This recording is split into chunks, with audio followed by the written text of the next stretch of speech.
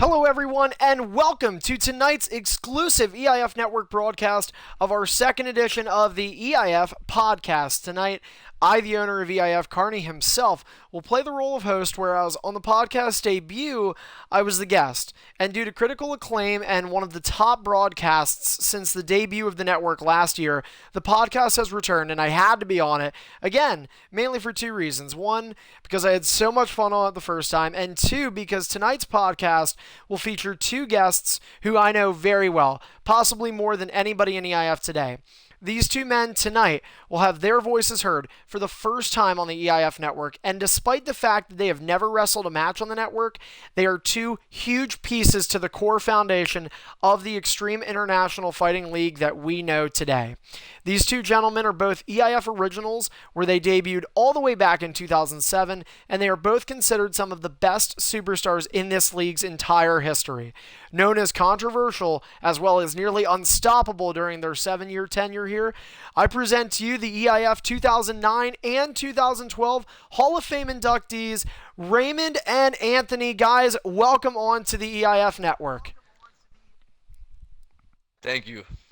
What's good? A long time no see, long time no talk, I should say. But we've seen each other in person too. And, you know, this is, I think, a long time coming for you guys to be on here. And this is such a monumental broadcast for us, having you guys here, because there's so many people that know about you two and about the careers you guys have had here in EIF. But, you know, there's, in fairness, an untapped audience of younger talent in EIF, as well as guys that are just fans of the EIF network, and we discovered that over the last year or so, that there are guys that don't even wrestle in this league that just enjoy watching EIF, and we're thankful for you guys as well as our superstars that put in the viewership as well. But, you know, to have you guys here, great opportunity for you guys to tell your stories. And, you know, before I guess we get into that, I'll put some side disclaimers here. I know that this is obviously a very exciting time for you two, as it is for myself and anybody that's ever been a part of this EIF network. But just a quick reminder, guys, that make sure you're checking out our Twitter account. Last night it was posted that the podcast would be delayed until today. And if you do not have us followed on Twitter, or if you don't check our Twitter regularly, you may not have known about that. So I do apologize for that. Also, tomorrow night, Superstardom 300, the 300th episode of EIF Superstardom. Raymond and Anthony, both guys that have held championships in that brand and were there way back when that show was just a 1-hour weekly show. But you know what? These guys are aware of plenty of new faces that are on Superstardom, including tomorrow night's main event, NBC Master versus Jetstar for the Undisputed Superstardom Championship. The winner to walk into SummerSlam 10 on Saturday, August the 13th. And Superstardom tomorrow night, 10 p.m. Eastern start time, guys. I know it was originally scheduled a little earlier than that. Didn't work out due to some technical difficulties and realistically real-life problems there. But hey, we're going to be there no matter what. And we're going to be right back here on the EIF network then. But as I said, that is then, this is now. Let's get back to the podcast, and we're just going to cover a lot of stuff tonight. But guys, I guess it's just best to start with being on the EIF network. I mean, how does it feel that you two guys are on here? And overall, I know you two have occasionally tuned in when you've gotten the chance, obviously a lot busier than the last time we talked a couple of years ago.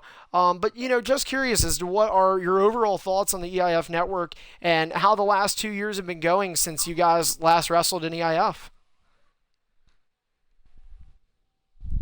I'm, glad to show my face to the fans once more. Give them a how you doing? Still watch WWE? Is that a shot off of Enzo right there? Actually, Big that's a Cass good question. right there. Big Cass. They both say. So you guys are still watching WWE then? Sometimes here and there. Yeah. Still big fans of John Cena. Well, then again, I was going to say Anthony with HBK, but he's been retired. So, Raymond, are you still part of the C Nation? You one of the 5-year-olds with the wristbands on? I am. All right, never give up. So, I mean, and we're gonna have a lot of fun on here. So, I mean, you guys obviously know a lot has changed with the move to it's really being called the stream era for EIF. But we as a league, we've been through so many different times and events throughout the history of EIF, many of which, to your credit, the two of you have been a part of. So, for the viewers who really never got to see EIF prior to the stream era, or even the superstars in EIF that have less than like 2 years service, if you guys wouldn't mind, I mean, tell everyone in your opinion and in your own words, maybe, how EIF was back in the day, as we like to say. Because, I mean, when you think about it, we talked about this right at the beginning here in the intro with you guys being a part of the original EIF back in 2007. And, it's the same league. I mean, we go under the same name. I'm the same guy, 9.5 years ago that started it. But, I mean, you two know probably and possibly more than anybody other than myself, maybe, just how many things have changed, I guess you would say, over the time. And I mean, from '07 to 14 alone, how would you guys have defined EIF? Or, I mean, what did, when you think EIF or thought EIF at the time, what were some of the things that were coming to your mind as the years went on and your careers continued to escalate here?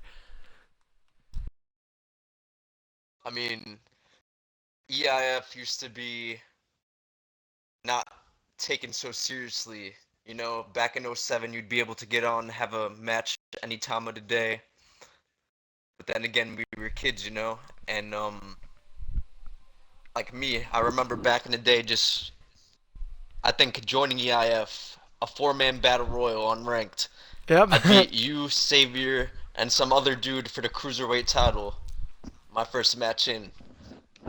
So it used to be pretty dope. It I was mean, pretty good for me too. I remember yeah. coming in and destroying Legend Killer, DDG. That isn't meant to be heard. Come on, man. That's true, though. It's true. But, I mean, You know, yeah, and like what you were saying, Anthony, though, I mean, that was really like that was how it was. In '07 when we were starting, man, we really didn't know exactly how to get the ball running or rolling or what to do exactly with it. So, we had random matches throughout the day, and I mean EIF obviously now so much different, because as you had said, you won the Cruiserweight Championship match #1, and it didn't take a lot to really do that back then. But I mean, in terms of like personalities too, I mean, EIF, it went from being fun and then it kind of, I guess, developed into like a little bit of a very competitive. I hate to maybe use the term try hard because we've been told that numerous times, like, oh, you guys are a bunch of tryhards. But I mean, I don't know that you can refute that. I don't know that you could say that's not true. So, I mean, we'll get into that one a little bit later on into this broadcast because I do want to get your guys' opinions on that. But yeah, I mean, obviously, a lot different. I mean, what would you guys say basically from the brief things you've seen since you guys have been here? I mean, or I should say, since you guys have left in 2014. I mean, what do you think is different? Or were there any things that maybe as you went on in your career towards the end, were there things that were like different from where you began, or from where like was 2012 different than 2010? Was 2014 different than 2013? Like, what do you guys think on that? I mean, I feel like EIF when we first joined in, it used to be about pure skill. You know what I mean? Like you'd compete, actually have to win your matches, and you'd earn it by winning. But then later on in EIF, other things were offered in, for Yeah. the dinero. But yeah, I mean, just like like the number one contender matches first in EIF. I remember like WrestleMania Battle Royal, for just title matches in general, and then it's like people are just if they win a title shot in a match or something, they just use the title shot and they could be complete dookie garbage. Well, I mean that was something that you two really never fell into the I get Dookie. Is it really that PG? Holy shit! I mean, yeah, I guess. Yeah, that was something you guys really never fell into with that category. And for the people that are watching right now in the background, I've got something easy on the eyes for you. Just doing the same thing we did last podcast. Just we've got offline action for you, some universe mode. I know everybody loves universe mode, right? I don't, but everybody that watches on on Twitch normally does. So whatever, we've got that for you. And we were talking about some of that stuff there back in the day. And a lot of things can get brought up simply because there's so much stuff. But what about velocity? And, that's been actually a somewhat relevant topic over the last couple of weeks here. It's been brought up. And, Ray, I want to ask you about this one personally because you were a part of that development brand. And while you may not have needed it, in 2008, this was really where your story as one of the greatest of all time began. So, I mean, looking back at your time there and comparing it with today's EIF or today's product, do you feel like velocity is something that should still be around, or is it better in an everybody fights everybody league like we have today? And not just today. I mean, obviously up until, the point you competed in, what was it, 2014, I don't know, was it maybe 2010, 2011 at the latest, I think, was probably the last time we had velocity.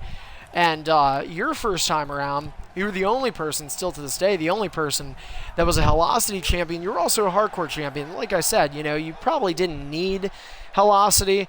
But, it's been talked about lately because of so many people in EIF and just so much going on in the league, so many new faces especially. You've got varying levels of skill. So, I mean, just maybe not for you personally, let's say, unless, you do have an opinion on that. But what about just an overall? I mean, what are your thoughts? Like in a wrestling league, obviously you were so damn good, always were. Do you look at it as like, is it better for everybody to fight everybody, kind of? Or do you think maybe it's more beneficial to kind of separate the really top tier skill from that lower skill and kind of give them their own stage? I mean, what were your thoughts on it?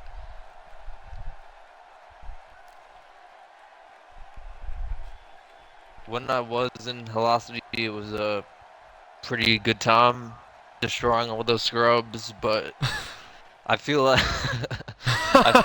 it should be something for like the new guys, like I guess the new guys coming into EIF, you don't know if they're too good or not. Like, you didn't know if I was good back then. You just thought of me as a new guy, and I like that, how I had to fucking build my way up, even though it was a quick, build. I feel like everyone should have to build their way up. They shouldn't just be able to come on in and get a shot at the top guy like a lot of people wanted at me, Yeah, I mean, and, so would you say that as far as it goes, like, what's more important to you with velocity then? Is it more important to kind of categorize people then based on, like, skill? And so say there's a guy that's been in EIF for, like, a year, and he's just not that great. Is it something where, okay, he goes to velocity because he's not that great? Or is it, no, velocity should just exclusively be for new people, and then, as we teach them things, they move up? I mean, how would you categorize it? Is it one or the other? Is it a little bit of both? What do you think? I would probably say it's a little bit of both, but I mean, come on, if someone's complete shit, are you gonna keep them on velocity their complete career? You're eventually gonna have to move them up. And just let them get destroyed by the top guys, So I feel like it definitely should be something for a new guy. At McDonough, he was a guy, I bring him up, and I just talked to McDonough like a couple months ago. He told me he was like, and you guys obviously know about McDonough, and, especially fond of championship matches on SVR 07. And, Love them. He was talking to me, and he's like, hey, Carney, I'm gonna get back on and want to do EIF again. I was like, oh, that's awesome, man. Not, spoiler alert here for people, but, I mean, if you remember anything about McDonough and his knowledge or lack thereof, haven't fucking seen him since. So, if you want to add him, by the way, his gamer tag, I thought you guys would like this one, because I don't know what it really means. It's EIF Willow Wisp. WISP. Oh my god. Man fan. Yeah, I don't know, man. I think box fan, not man fan when I think of McDonut, but that's a different story for a different day. But yeah, we were talking about Velocity the other day. Tripod's been really behind, sort of bandwagoning for Velocity. It's just hard, I think EIF changes so much, and it's hard. It's really hard to put in something from the old era into the new, and even likewise, put something in a new era that's already had so much. And the question about Velocity, mainly for you, Raymond, because Anthony, you never really needed to go through Velocity. But, you guys both are so much alike, and not just in looks, because of you guys being twin brothers. So I guess I should have explained that at the top of the broadcast. For those that don't know Raymond and Anthony, these guys are twin brothers, Queens, New York, separated by, I believe, 6 minutes, right? Is that correct? Yep. So obviously, very identical looking. At least from the neck up. I don't know about the waist down, but they'll maybe tell you about that. Yeah. Gritty's mom can tell you about that. He's listening good. Hi, Mrs. Maritas. But anyway, she's a fan, trust me. Her bank account is at least. But I won't get into that part. But, you guys are like I said, so much alike and being twin brothers. But, I mean, just personalities and everything, you guys, along with Sickness or Ian and I, would always talk, and we had deep conversations. I mean, for me personally, 2009, I think of you guys, I think 2009 summer with the three of you was probably when I really began to accept that Xbox Live was more than just gaming, and it was true friendships. And, I mean, friendships I cherished, more than I did with people in real life.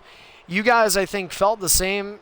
Not to get Ray mad. I don't want to get Raymond mad about this. I am going to bring it up. So I hope by saying this that we're all going to be good.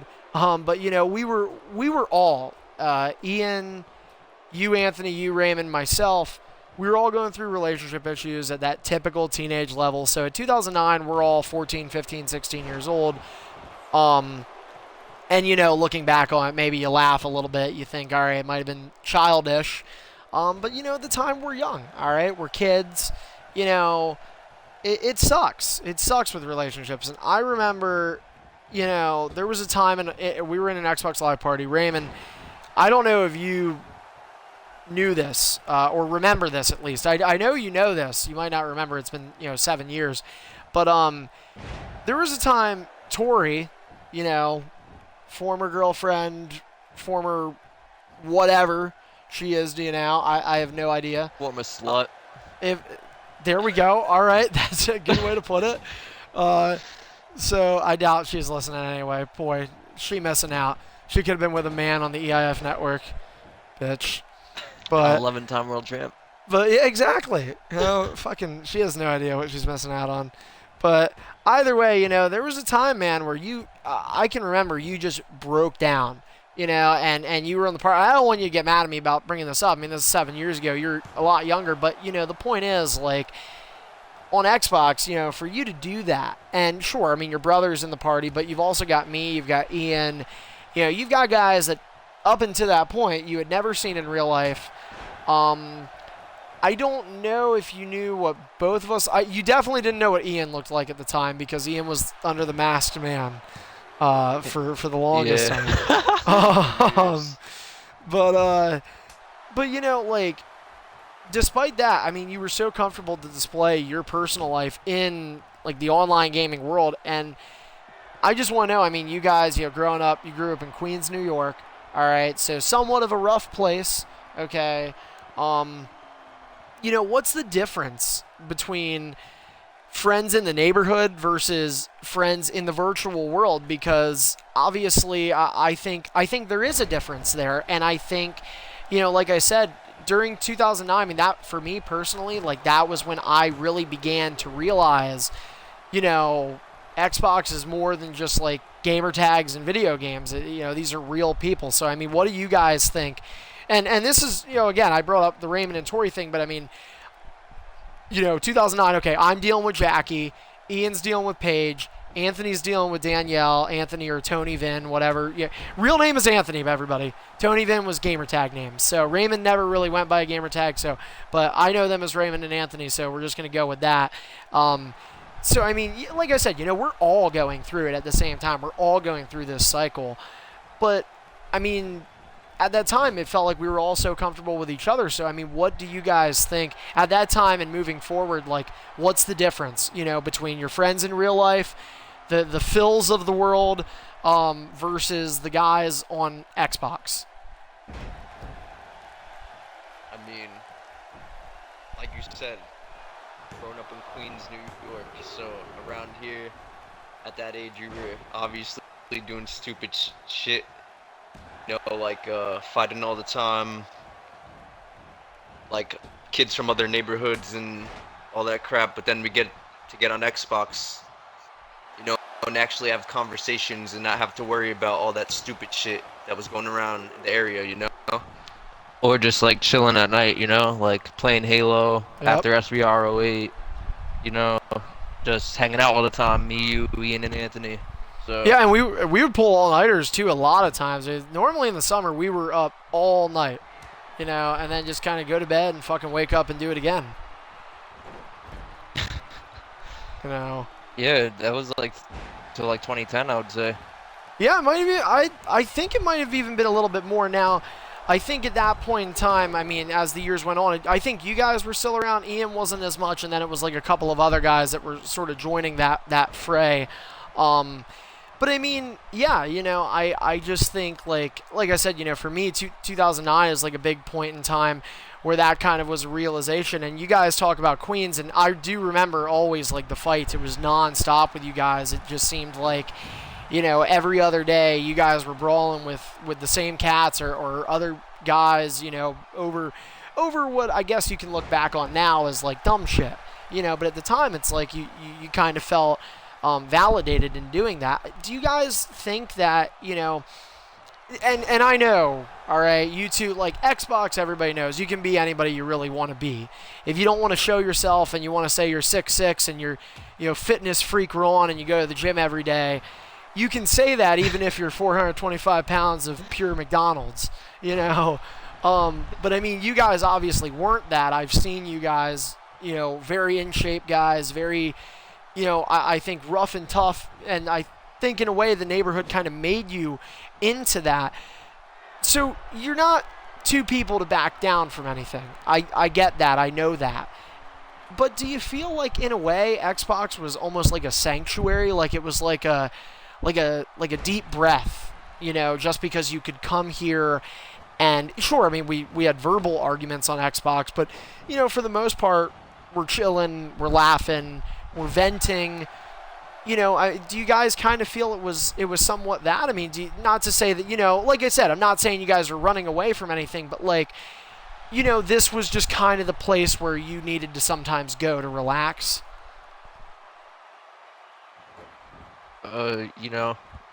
Relax, chill, crack a couple jokes without having to smack somebody for getting too stupid in person. Yeah, I mean, that's like I did with Phil a couple times. Are you guys still friends with him? Yeah, we are actually. Oh man, did he know about the podcast? I know he misses EIF greatly. He asks about EIF sometimes, so I mean. That's cute. I like that. Tell him we got a spot for him in the X division if he's ever interested. But right where he belongs. I mean, he had a brief career, and was he in Velocity? I thought he might have been. I forget. You guys know? No, he actually was supposed to fight for the hardcore title once in 08, mid-card status. Oh shit. Nothing special. Nothing special. For some people, special, not for you guys. You guys spent pretty much your whole careers in the main event, occasionally bullying mid-carders. Let me see here. All right, so let's continue. So we're talking a lot about 2009, and we're talking about just, like the personal lives and everything. But shifting topics, but continuing with that year, 2009, that was a very special year, I think, for both you guys. We had the first EIF Hall of Fame ceremonies, and Anthony, known as, I mentioned earlier, the ring name of Tony Vinn, was inducted along with myself and Little Jeff. And then the following night, in the main event of WrestleMania 2, March 21st, 2009, it ends up being Raymond defeating McDonough and the defending champion at the time, Animosity, to win the EIF World Championship, which was your first reign as the EIF World Champion, Raymond, and that would stand for years, up until 2014, after you guys leave, as the longest championship reign, and remains one of the longest today still. I mean, Ray, that was 7 years ago, but, if you can recall anything here, I guess this is more towards you for now, and, looking back at that, what's going through your head? And a couple of times what's going through your head here. So, I mean, first off, WrestleMania 2's main event is not remembered for the faint of heart. McDonough does a 10 move RKO that he put on the in-game Randy Orton. 2009 was kind of a cluster year. We were sort of rebuilding after having a difficult end to 2008. But, regardless of the quality, and I know this talking from people in EIF that have been there, whether it be WrestleMania, SummerSlam, or any big pay-per-view, and really, to a lot of guys, any pay-per-view is a big pay-per-view. So, regardless of the quality of the match, what's going through your head at WrestleMania, if you can recall that, you win the World Championship. I mean, you're the guy. The show closes out with you holding the title. I remember winning a Battle Royal, and I remember it had to be CC off because we weren't doing creative content on until WrestleMania. That's correct. And and I won as The Undertaker, I believe, and in that match I just knew I'm going to go in there and I'm going to fucking dominate him. And I did. Once he hit that 10 move RKO, Animosity, like the scrub he was, went and hit his finisher, and I went over, toe kicked him, and hit the pedigree. 1, 2, 3, world champ. Still remember that shit. I mean, at this time, I think this is earlier in the year, so this is actually, I guess in a way, this is somewhat backtracking, because what we were talking about with the personal lives, that's more summer 2009. This is like spring 2009, but you're still a young guy, all right? And I guess everybody's different, okay? Some people don't really react when they win a championship match. Some people kind of get that big, like, yeah, like how Greedy cries when he wins world championship matches. He cried when he won the X Division title. So, everybody handles it differently. And this is the main event of a WrestleMania, which it's only EIF WrestleMania 2. So, as time goes on, I mean, you got next year in March is WrestleMania 10. So, as time goes on and stuff, I guess things, they change. But, I mean, how did you handle that at that time? Like, are you emotionally like, whoa, like, fuck yeah? Or are you just like, it is what it is? I mean, you're very confident, like you said, you knew going into that match, you're telling yourself, I'm going to dominate these guys. And that pretty much does happen. It's like a 10-minute match. It's like a 10-minute main event. But, I mean, as far as it goes, yeah, going into the match, it's what you're thinking, but then it actually executes. You get the 1, 2, 3, and it hits 3. You win the championship. I mean, what do you think? It's been 7 years, which is crazy. It's been that long. But, I mean, if you were to guess, what do you think has been going through your mind in that time period? Like, right when that hits and you realize, I'm the EIF World Champion. I mean, I definitely wasn't a greedy, like, I definitely wasn't on some shit like that. But I definitely was a diehard EIF guy back then, so I was like, yeah, like I was hyped to win. Did you flex in the mirror? First world title. With a Jack specific title? You're just like, yeah! Woo! Yeah. Fucking, Walked around with the gold for a couple of days, gave a couple autographs out. And I feel, I'm sure a lot of people, that autograph would mean a lot now, given everything that happened in your career. And keeping on that title reign now, that's day one, that's night one, that's minute one. okay? And this reign goes on for the better part of 5 months. I mean, did you see that coming? You know, EIF was certainly in a different time period at this time, but, you know, we're kind of rebuilding around. This is when guys like Flip, Detch, and SmackDown King are coming in.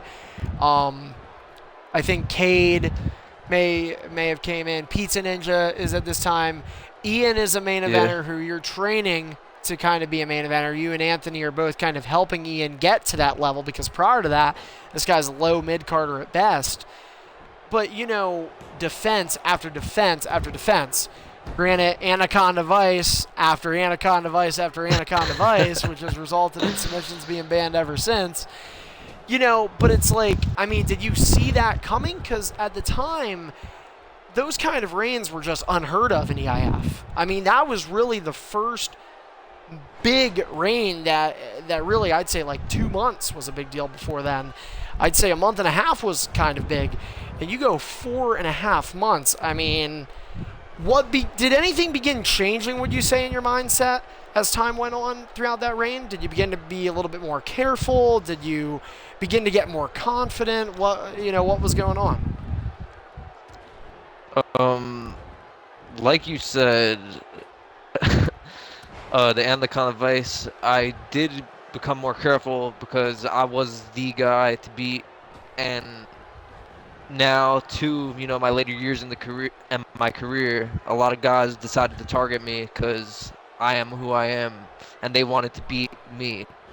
So yeah, I had the Anaconda Vice to make sure I executed a quick victory in multi-mans, because in a one-on-one and SBR 2009, I didn't need no submission. I could lay the smackdown on anybody. You know what I'm saying? So I get you, Rock. And in the beginning of my title reign, I would say, like you said, a month or a month and a half is long. But once I got past that point, I was, always trying to keep that belt, never keep my imaginary belt, never lose it. Yeah, and I feel you. And I mean, imaginary or not, obviously, I mean, they mean a lot to guys. And Anthony, I'm going to get to you now. I know we were talking about Raymond here for a little bit. But, I just really want to know, a lot of these questions are just opinions and what's going through your guys' head at this time. And I guess it is so hard to reminisce on time that has passed so many years later. But at that time, you were going into 09. You're bigger than Raymond, okay? I mean, you were the one that brought Ray into EIF.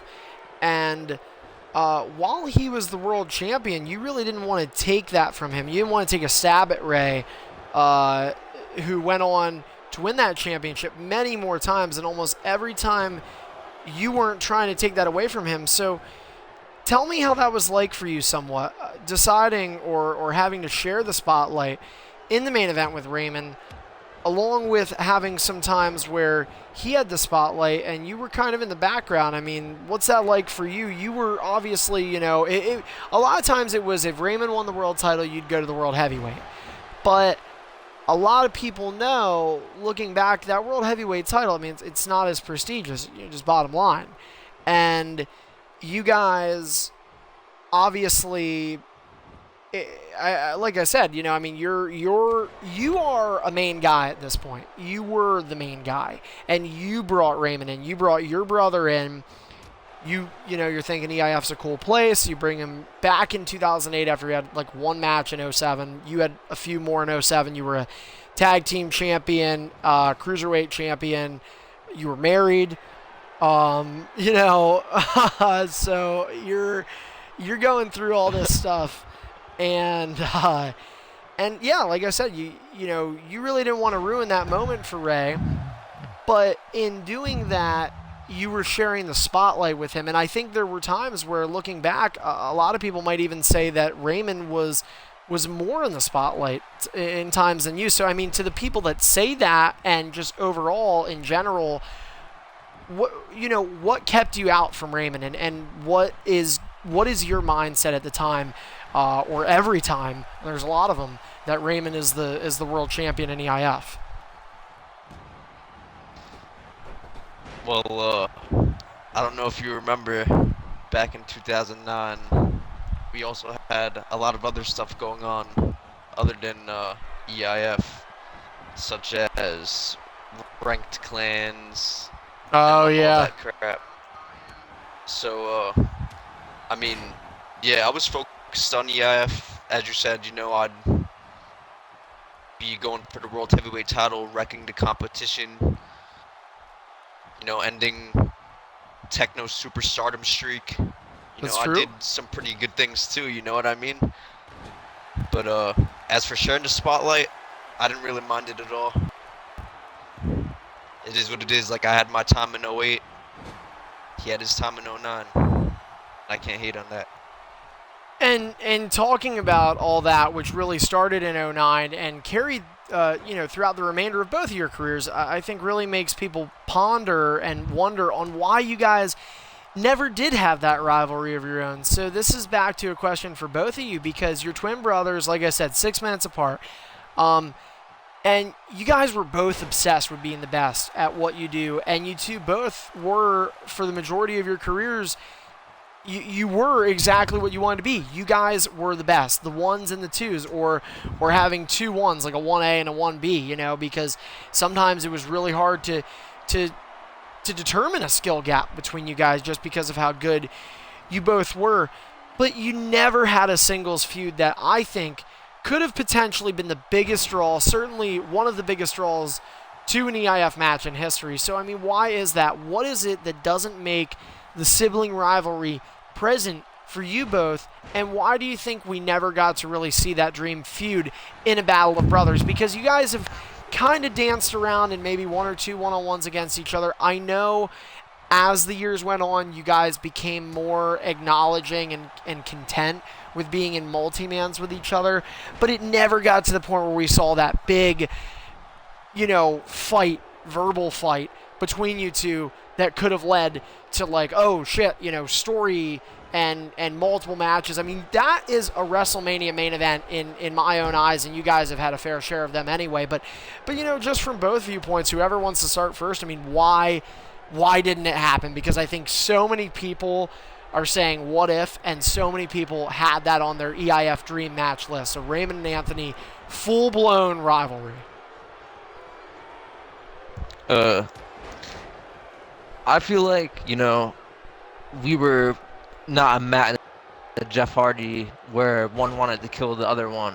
I feel like if he was world champion, I'd be okay with being world heavyweight because I have done that before. I mean, I remember in 2011, I couldn't go for the world title till the end of the year. And 2010, he's also held the world title, and I was like world heavyweight championship for a little bit. But I feel like, we're more content being like the tag team champions, like we were. If I'm correct, I think we're the longest reigning tag champs. Yep. But yeah, from my perspective, I feel like the only way we would ever fight in a one-on-one if it was for the world title gold, and that was towards the end of our career, because in the beginning of our career there was plenty of world titles to go around. I think there was 3 at one point. Yeah, definitely there was. Superstar and world heavyweight in the world. Then in 2012, it goes down to 2 with both being undisputed. But I mean, Anthony, as far as it goes, like for you, what Raymond's kind of saying there. I mean, what are you kind of thinking in terms of that question? Why we didn't get that? Good point from him, Matt and Jeff Hardy. It's that they always get back to that, like, oh, I hate you, I hate you. It's really a joke now in TNA. But either way, do you kind of agree with Ray and what he's saying? It's like it was never really a bitterness towards one another for like the other's success. Yeah, I mean, I would definitely say I was never bitter when he was holding the world title, because we're pretty much on the same team, you know what I mean? Yeah. But like Ray said, like towards the end of our career, we started competing against each other more in like multi-man matches and shit, and I could have seen us fighting at like WrestleMania, like you said, for the world title, but not just at like a regular show or something. And to be fair, you guys, along with Brutality, tore the house down at WrestleMania 7. I think one of the best matches of that night. Might even be definitely one of the best matches that year when you guys main evented with Brew in a triple threat. And that was a big triple threat for so many reasons back in 2014, the last WrestleMania you guys were at. And talking about that feud between, the two of you, and it didn't happen, but I mean, you guys have seen it all, both with well over 300 matches apiece, and it might be a tough question. I mean, we didn't really go over, and this is something, by the way, going to rehash from the podcast with Greedy and I, where some of the questions are pre-written, but Greedy and I did not sit down and talk every question over and have a question and an answer. And that's kind of likewise with Ray and Anthony, so they're really put on the spot here. And I know you guys, I think in terms of wrestling on the spot, it was pretty easy to be good at what you guys were so used to doing. Answering these questions and kind of taking a walk down memory lane, it's a long walk, it's a long road throughout your careers. But I mean, given what you guys have seen throughout the illustrious careers you've had, do you guys have a favorite match or an opponent that maybe just brought the best out of you individually? Maybe a favorite rivalry? I mean, you go to Victory Votes 2014, Raymond, you're fighting Brutality, but, rewind that 6 years earlier, 2008, Anthony, you're in matches with Secret and Izzo. I mean, and just so many guys you guys competed with over your careers. So, is there anything that sticks out, like you think of your EIF career in review now through 7 years? Like, was there a guy, was there a match in particular that just, man, you can look back and say that was just great work? For me, I'd have to say, I don't think it was like one of my best matches, but 2013, me and King Black Mac, I thought that was great in the beginning of the year. It was so back and forth, you know what I mean? I thought that could have been match of the year, in my opinion. You know what I mean? That's that was crazy. A great one for me. Yeah, it's crazy that you bring that up because this is just because I guess you guys have been around as long as you have and like all the stuff we've went through and seen. But I mean, I completely, that actually just cleared my head. But I do remember that. You and Black Mac had some excellent, I think you guys had 2 one-on-ones against each other that headlined pay-per-views, I think. But, yeah, 2. Yeah, and I forget, I think one of them is, like you said, the beginning of 13, so True Punishment. Black Mac's coming on now as a main eventer, and I think he ends up now, does he beat you in one of those, or is that somebody else he beats? Because he wins the World Championship at one point. He beat Finley. He beat Finley, okay, and we're going to talk about him a little bit later, but all right, I mean, obviously, those two, now that I think about it, I wish we had them recorded. That's one thing I do like about the stream era is being able to find that stuff. Raymond, I mean, for you, going from Hellosity to, as I said, main event of Victory Votes 2014 and everything in between, especially WrestleMania, because you had a very impressive streak, the most consecutive main events that any superstar has ever been in an EIF in terms of WrestleManias, and you still hold that record to date. Is it one of them that sticks out, or is it something else that for you is like, I would put number one? I have a few favorites, but WrestleMania 3, Me, Sickness, Savior. Oh, that was a crazy match for the world title. You know what I mean? So 45-minute scramble, favorites. Right? Yep. That was probably the best WrestleMania we had, too. I mean, a lot of good ones. And you said a few. I mean, what else is... what else are you thinking there aside from those? Obviously, that a great match right there, but I mean, anything else? I liked Me and Brutality on 07, the last time we fought. I don't know if you could recall that. He was undefeated on 07, and I just had to give him that first L. That's not took often that Bruce first L. the first L. Man, Bruce still he's undefeated in one-on-ones on I believe. Trying to think, I think he's undefeated in one-on-ones on Xbox One. Not that he's had a lot, but still, just very impressive. He's had at least like 12. I know that he fought a lot more in 15, but Yeah, that was a good one. Anything on 07 was golden. Yeah, I mean, 08 too. I remember me and Anthony actually fought for the PW title, and he beat me that time. But that was back when, you know, you could have a match and not give a fuck, because Yeah. it was just having fun and stuff, you know. But he was the better man, and even though I lost, that was a fun one for me. I'm trying to think.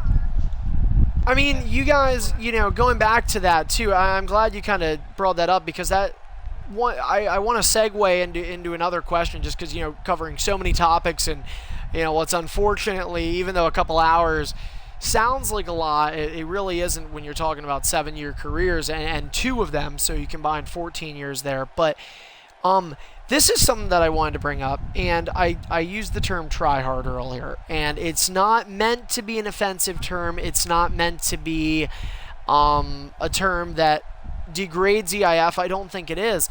But 07, 08, these are definitely years where I think we're more focused on having a good time. The guys in EIF are more focused on having fun. And as I mentioned, you two are EIF originals, but you guys didn't really spend a lot of time in 07 with EIF during its first year. Sort of had a cup of coffee and left. And you guys come back in 08, summer of 08. And Ray, you're in Hellosity. Anthony, it takes him a couple months. He's main eventing SummerSlam. He's world champion. And, you know, looking back at that, and then going into 2009, where you guys are both now main eventers. This is during your 5-month reign almost, Ray. And then Anthony, obviously, you're still trying to win main event championships around the league. But you're in some other things as well. But maybe it might have been because of the clans that you guys were a part of, but I feel like you guys sort of introduced Try Hard to EIF. And, you know, I say that not intending it to sound in a bad way, because I think what you guys have done to this day probably really changed EIF. And I think, you know, just from that moment on, it became ultra competitive, and I think it might have been the best. And that's why I told you guys about this before, I've told people on the network before, that's what I love about EIF when you do have a good quality match, because it's not like a simulation league or like a universe mode where it's kind of fixed. Universe mode, you can have a guy playing as one of the characters, purposely trying to bring out tables, ladders, chairs, everything he can, OMG moments out the ass. And then, of course, in simulation leagues, you've basically you're kind of talking similar stuff to WWE, because, you know, there's a script. Basically, these guys are trying to follow it. 20 minutes, do all these cool spots. EIF's not like that. But when matches could be good, like you, Sickness, and Savior at WrestleMania 3, Ray, and we didn't tell you guys, like, hey, go out there and make it a good match. It just happened. So, I mean, do you guys... I guess, would you guys consider yourselves in a way like the fathers of the competitive? Like, would you guys be the ones that really started that in EIF? And I mean, do you think, from a competitive standpoint, from a superstar standpoint, both viewer and a competitor, like, what do you think is better? Is it better to have that simulation style, or is it better to be competitive and just play to win? I mean, I definitely have to agree with you. Me and Ray definitely introduced the try-hard playing style to EIF. I remember kids in here wouldn't even care, but me and Ray would join the fucking game and, you know, do our best and make sure we won at all costs, you know? Yeah, and I think it made them care too, though. Like, I really do believe over time, now they may not have been able to beat you guys, but you guys were able to convince them to understand, like, hey, this is about winning matches. And I think in doing that, not to, you know, interject in what you were about to say, but I think in doing that, it actually added value. Like we always talk, like the titles in EIF, they're invisible belts. We understand that. But you guys, by doing it and making it so competitive, I think it adds value to the belts. You know what I'm saying? Yeah, definitely. You know, I feel like we definitely probably were like that because we were competing on ranked against glitchers all the time. I know you remember that, like the Brood and all that shit. But I don't know. I think it's definitely better to have people with skill that could put on a legitimate match. I remember kids coming in from other leagues, like I think one of them was TXW, and the world champion couldn't even beat an X Division champion in our league. You know what I mean? So I think that was the biggest thing too. Exactly what you just said, because we did see that a lot of times, is like the skill gaps, and people.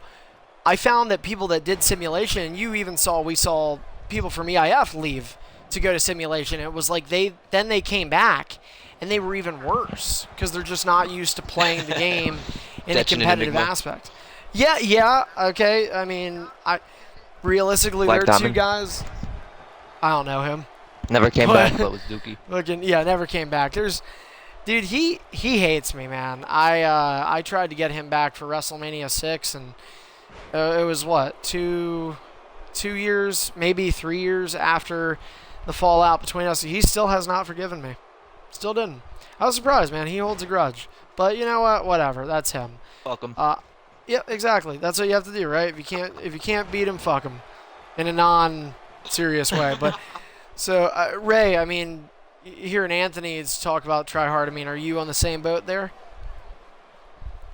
Yeah, I'm on the same boat. I feel like, like he said, we introduced it, we influenced it on the other guys. Like, not to cut Ray off or anything, I definitely think not only did we introduce the tryhardness to EIF, but also the attitude. Like, we would talk smack always. We were the EIF bad The attitude boys. era. Yeah. We know Nick a guy and Nate named Diaz of EIF, Yeah, well, I like to think of him. I don't like to think of EIF bad boy. That guy's an asshole. But, I mean, I do say, yeah. I mean, the attitude era of EIF is probably, I think you guys start it, and I think everybody catches on a couple years later. Like, I think it's hard to define eras because I don't think the tryhard era has even ended yet. But in that time, you've had the tryhards, you've had the attitude era, you've had the attitude era, you've had the stream era, which we're in now. And then also, guys, real quick, because we're going to talk a little bit here kind of about all those eras and where they gel in. But I just want to thank the viewers tonight reaching, because we gained a few more followers tonight, so thank you for doing so. 250 followers now on the EIF network, so thank you guys so much for doing that. And, of course, I think we're roughly around 2,200 channel views. So thank you guys for tuning in tonight and of course, supporting the EIF network, because without you guys, we wouldn't be as far as we are today. Raymond and Anthony are a big reason why we got here. They've been a part of EIF for so many years, and they're getting the opportunity tonight to tell their stories. Some good ones, some funny ones, some serious ones, some bad ones, right? And there's a fair mix of everything in the basket. We talk about this, and I think another rivalry, we go back to talking about you guys as a rivalry. I think another good rivalry that we never really saw its true potential was going to be Raymond versus Finley. And on the last podcast, Greedy was the host. I was the guest. Greedy asked me what was one of my biggest regrets, and I always, not only just on the podcast, but whenever that kind of question is brought up, I almost always go back to that WrestleMania 6 main event. We kind of forced Brew out of the main event. He's world champion at the time. We make it so that either Ray or Finley wins.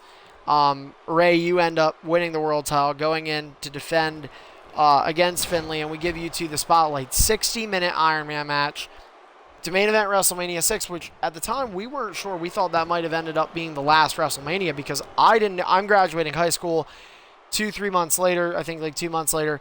I really don't know where I'm going in life, and we know what really happens from here. I mean, Finley cheats, ruins WrestleMania in a way, and so many years later now, 3.5. Looking back, Raymond, did you have any idea or thought he would do that, or were you as shocked as myself and just overall? Where would you maybe even rank that in your career in terms of disappointing moments? Not because of your performance, just because of the actions of your opponent. I mean, I think I was as shocked as you were. I didn't, looking back at it, I should have expected that cheap motherfucker, me and him are boys and shit now, but that cheap motherfucker at the time to do some shit like that. Because people at the time, I don't know if you remember, in 2013, like, always hiding moves. Oh, this is my move. Oh, that's my move. The cheap shit. Or, like, the big boot and all that. So, yeah, he was a slick motherfucker. And I went in there thinking, this is the EIF. It's going to be a clean one-on-one. And he glitches me and still can't no-touch me. And it just gets me so fucking angry to this day that he beat me. But, it is what it is.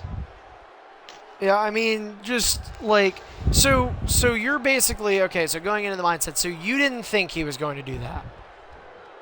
No. And then was good, he was gonna play cheap, but not and that. I just noticed, over all the things here, not trying to get the flaring of tension here, but I noticed all the things we talked about so far. I mean, that one easily got the biggest reaction out of you, and you said, to this day, that still bothers you. I mean, so in terms of like, is that up there? Is that maybe number one possibly in terms of like most pissed off moment or disappointing moment or however you'd word it in your EIF career? Is that number one, you think? I don't know if that would be number one because, I could actually recall a few times, but that's definitely up there because when I'm going in there trying to play a clean match and sitting there 60 minutes, someone fucking glitching me the whole time. Yeah, and just I mean, pisses me the fuck off, Yeah, and like I said, I had no idea, and I'm sitting there. I don't know if I'm talking to you or who I'm talking to at the time. I know I was talking, I think maybe one person because there were party issues. Of course, technical issues on a WrestleMania, which is like every fucking time. I think I had my mic muted because I always used to do that. Yeah. Big matches. Yeah, and what's crazy about that, man, is like, and this to me, I think was in your career, dude. Like you were always, I think you were a straight up guy. I think you were a stand up guy, right? And but there were times, man, like you got pissed. I remember now, this really where that WrestleMania story came from was Corruption, which, by the way, is one of the worst fucking pay-per-view ideas we ever did, where we would take all the banned moves in EIF and allow them. So it'd be the cheapest fucking event of the year, and it was always the last event of the game year. And it was 12, you two were supposed to fight, and it kind of never happened. You guys, like, danced around, one on the outside, one on the inside. But, like, man, 60 minutes, dude, I think up until, like, the last 5-6 minutes, you fought him. And he's got all these moves that are irreversible. He's got, fucking glitch moves, cheap moves. And you're standing there and you're still fighting him, dude. And, like, that was crazy to me. And I think that moment, that part of it, goes so unacknowledged because of the overall anger coming from everybody out of that. And I think really Finley's actions that night kind of shaped the rule changing of EIF for years to come because of knowing about all that and trying to make sure that that kind of shit would really never happen again. But I mean, you stuck through that and you're down 7, 8, 9, 10 in this Iron Man, you have no chance of coming back. 20 minutes left, and you're still doing it. I mean, we're sitting there. I'm like, I'm blown away at this. I mean, Anthony, for you, like, this is your brother, man, and you guys are all kind of friends with Finn. I don't know. I don't know if you and Finn got along eye to eye. One of you, I remember, I think used to have some problems with Finn more so than the other. But, for you, man, like, watching this, I mean, this is Raymond, and WrestleMania is his thing, and it's his championship right now. He just got done winning the title. So, I mean, what was, I think actually you ended up talking to me after the pay-per-view, and I remember you guys both, I think, were considering quitting at the time just because of just how infuriating it is. But I mean, I'm pretty sure, Anthony, you're watching the main event of WrestleMania.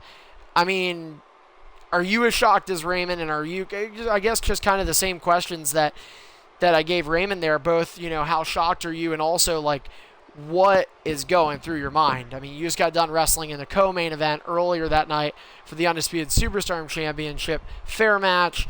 There might have been some shenanigans, but nowhere near. I think that's the most controversial WrestleMania match of all time. So what was going on in your head that night, 2013? To be honest with you, I could honestly say I wasn't surprised Finlay pulled some shit like that. He was always that type of guy. Me and him also, buried the hatchet because me and him were the one that had the pretty bad problems back in the day. But when it came to wrestling, he was just that guy. He needed the advantage. Like, I don't know if you remember, in 2013, he started that dragging shit, in the chain grapple with the finisher that was irreversible. He would always do crap like that, which was taught to him by someone's name I can't mention because they're on the blacklist. Oh. But it was bullshit. Is it the King? Yes, it was the King. Oh God, I don't know that guy. Never mind. But very few things I don't talk about. He is one of them. It is one of them. That color. But either way. Not intended to be a racist comment, by the way, for those wondering. It's not what you think. But so I mean, for you guys, I guess then, that happens. Yeah, I mean, obviously it's it's terrible. It's unfortunate. Shouldn't have happened. But it does. Moving forward, you guys decide to stay in. You mentioned buried the hatchet with Finn. Now he left Xbox a while back. I think video games in general. Do you guys still at all talk with him? I did. I think I still do have his number. I actually just recently got a new phone, so it like gave me a whole bunch of contacts that I used to have. I don't even know how the fuck it did that, but I also had him on Kick, so I'd talk to him here and there, and we'd talk. He'd ask like if I'm in EIF and shit. And I'd, tell him no, but no, I have no problems. I talk to Brutality, you here and there. And, yeah, he'll be, like, telling Anthony I said what's up and all that shit. We talk to him, No, when it came to burying the hatchet and kind of becoming friends, was there ever an apology for what happened at Mania? Because I think Finlay doing what he did was more intended to be a fuck you to me than I think it was to you guys. But it ultimately ended up being both. And obviously, especially for you, Raymond, because you're his opponent, because you're the world champ, that's how you lose the title. So, I mean, was there ever an apology on his end? Or, I mean, how long did it take you to forgive him, if not an apology, and just really how did that forgiveness kind of come about? Because Xbox is weird, man. Sometimes it's just, out of the blue. It's, there's never, sometimes there isn't a closure point, and sometimes there isn't like a starting point. It's just kind of like, oh, whatever the fuck happened. Is that kind of what happened with you guys, or was there something did you get an apology from him or what? And have you guys ever talked about it? I've never gotten an apology from him. Never will. I mean, I'm pretty sure he doesn't give a shit. Yeah. Like, it's, it bothers me. Like, it does get me pissed when I do think about it, but it is a game, so I was like, whatever. And we have spoken about it, and when we do, he'll, like, laugh about it and, try to talk shit saying how he beat me, but he knows if it was a clean match, what would have happened, because he had the glitch, and I think at the end of the match, hit like 21 or 22 finishers to his 35 or 40. Yeah, So I mean, you fought a hell of a battle with a clean moveset compared to his, and obviously, if anything, Finley, in some ways, as much as even I would hate to say it, helped the EIF ruling process, because before then, it was, okay, even if we found out about cheap shit, we didn't do anything about it until it was officially banned. And now we have it set up so that that stuff can't happen as much. And I think Finley exposed it. I think Brutality in the Battle for Glories exposed it. And I think, those rulings have really helped EIF fundamentally along the way. Talking about EIF again, and I talked with Greedy a little bit ago about this. With you guys, he had told me he had talked to you guys about the network and stuff. I'm trying to think of how to word this correctly for you guys, but you two have always been very blunt. I think people have seen that in the answers tonight, and that's just who you two are. And sometimes you need that. It's refreshing, But you look at EIF, and it's not simulation. It's not, I was always against it. But, did you guys ever think, because, and we are kind of shifting gears from that Finley point, but, did you guys ever think that this league was going to be what it is today, in terms of being a mainstream league now? Because that's something that, I think you guys, I think, maybe were on my side about that one back in the day, about not streaming it. And in your opinion, what do you think? So did you ever see it happening? And now, a year plus later, 250 followers, 2,000 plus views, a YouTube, a Twitter, EIF is mainstream, and it's being mediated. And so for you guys, as part of the original era, as part of the old school era, do you think it's something that's better for this league looking at it now? Just overall, what's the thought process on the EIF network for two Hall of Famers like yourselves? I never thought EIF would have been being streamed or recorded. I remember you used to be so against that. I remember I mentioned this league before, a fail league, TXW. Yeah. They'd have garbage kids, have stimulation matches, and record it, and then act like they were the shit, but they weren't. You know what I mean? Oh yeah, for sure. But I do think it's cool, because if you have a classic match, you could legit go back and look at it, and enjoy it again and again. So just pros and cons. And I guess there's some cons to it. Back in the day, if we had you recording these matches, so many problems would have, been solved. Not just he said, she said. That was complained about after matches. You know what I mean? Yeah. So I do think it's good for that, and it's cool to go back and watch the matches sometimes.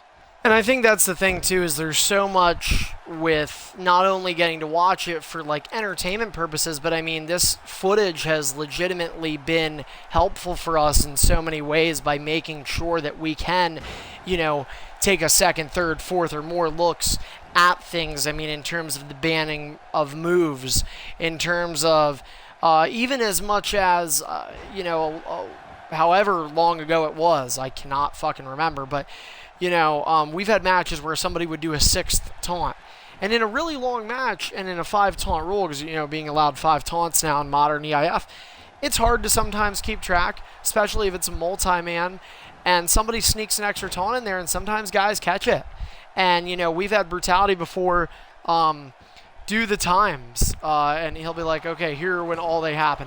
10-11, 10-19, 2201, and he'll get all the times, and you'll be able to go find them. So I think that's crazy, and also obviously very helpful for us in terms of just that information process that we need, and that helps us, of course. It makes it easier, makes our job easier. And we've got first off, I guess I'll give a shout out, and we have, apparently, look at this, old school guy, Jasper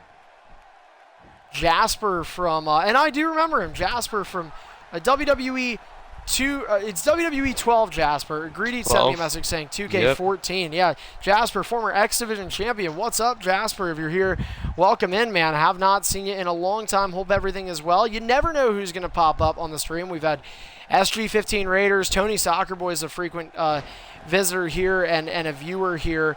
And, of course, you never know, I guess, now who's going to appear on stream, because now we have Raymond and Anthony, which I think a lot of people did not see ever coming. But it's happened, and it's happening right now.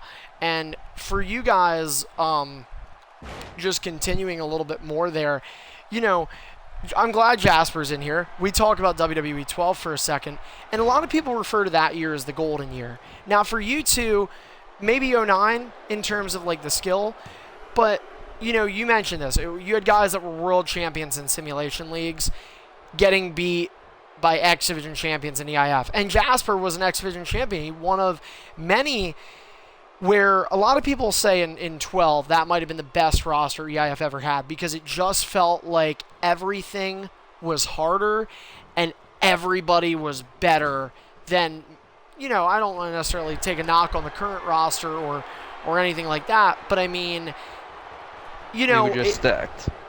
Yeah, it just felt like your low carders were mid card skill, your mid carders were main eventers, and your main eventers were just like gods of the game. Do you guys agree with that? I mean, you guys, like I said, we're talking. You two have seen Little Jeff, Sims, Izzo, Secret, Legend Killer, Ant, guys that Devil Darkchild, Techno Legend, guys that people haven't seen, or at least weren't everyday talents to a lot of the people that are a part of the network now, and a lot of people that are part of the EIF now. So, I mean, for you two, is that something that are you guys in agreement with, or do you pick another year beyond 12?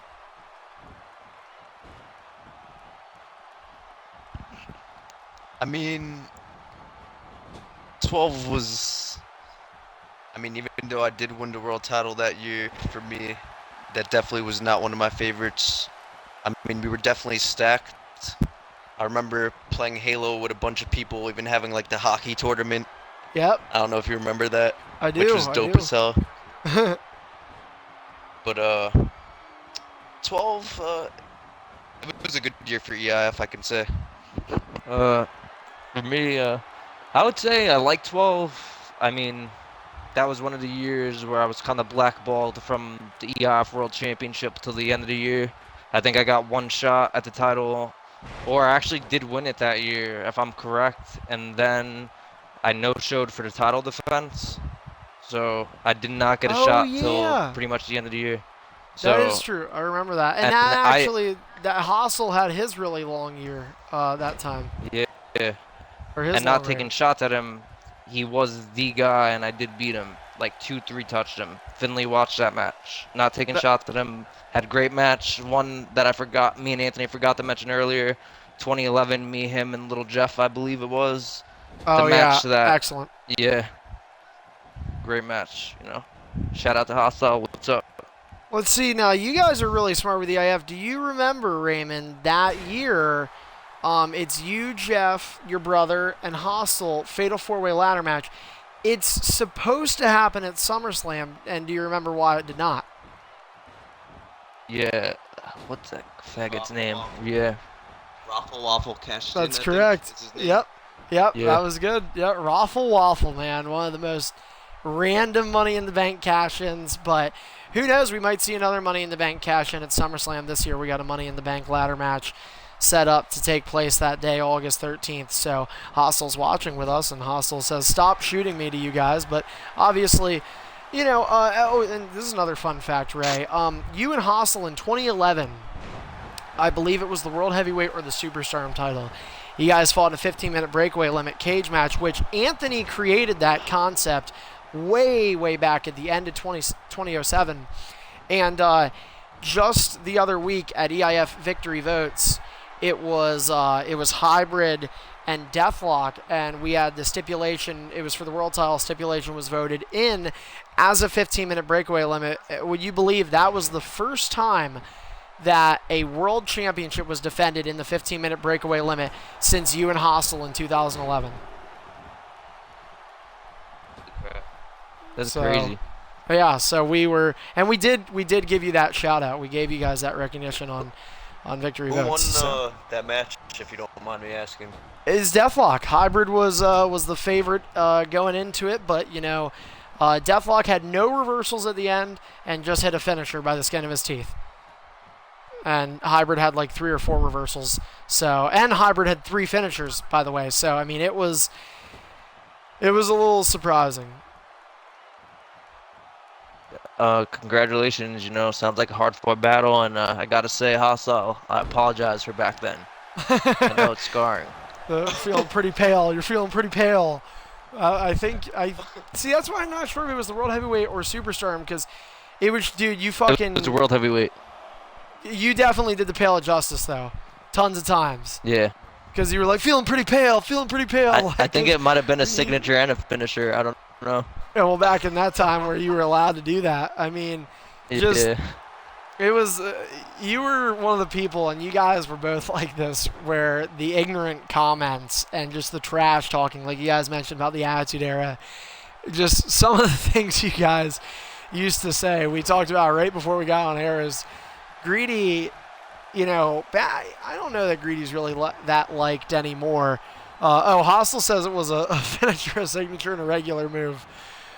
But I know we talked about Greedy, and he was never necessarily a liked guy. But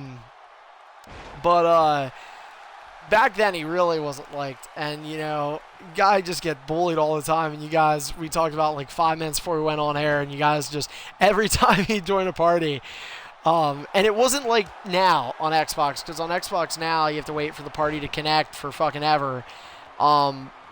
It wasn't like that. It was they got in the party, they were there, and he'd hear it's a party of 8 people, and you guys are like, we got ourselves a cocksucker. Like, just reminds me of like DX when they're like, let's get ready to suck it. But of course, our rated R version of that. So. Just so much funny shit you guys used to do. I think it's missed. I think, you guys were hard, I guess, for some people to work with or understand. And you guys were. In fairness, I think maybe even you two would agree with that. Like, having that attitude and just that willingness to be the best. I mean, you guys were always that. And it felt like there were just some times where, like, whether it's Greedy comments or telling Hostile he's pale or just fucking tripod, he's fat as shit. There's just a lot of times where you guys just had to go to that point, I mean, do you feel like do you guys feel like you were hard to work with, or do you feel like maybe it was just the people in EIF for the most part maybe didn't understand you guys? I think it was a little bit of both. I feel like people really didn't give us a chance sometimes. Like, they would just hate on us as soon as they talked to us, because I really don't even know how to put it, man, but I feel like people just didn't like us sometimes. But for me, I could say they understood me loud and clear when I, had to give them a piece of my mind. But, there was faggots that still don't understand me. Like, I think I'm Untamed Legend. His balls finally dropped, and every single time, every single time I get into a party with this kid, he's trying to attack me, even though I think I've no-touched him before. And he's like 14, so, yeah. He might be a little older than that now. I don't know. I'm not sure. But I know. Yeah, that kid's a faggot. So fuck you if you're listening to me. No offense to anybody out there for the faint of heart with when it comes to same-sex marriage. This was how EIF was, unfortunately, because I mean, I tell you, before the stream era.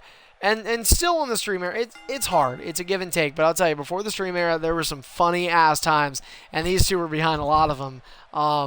But just whether it was WWE games, Halo, occasionally, how about some Uno, guys?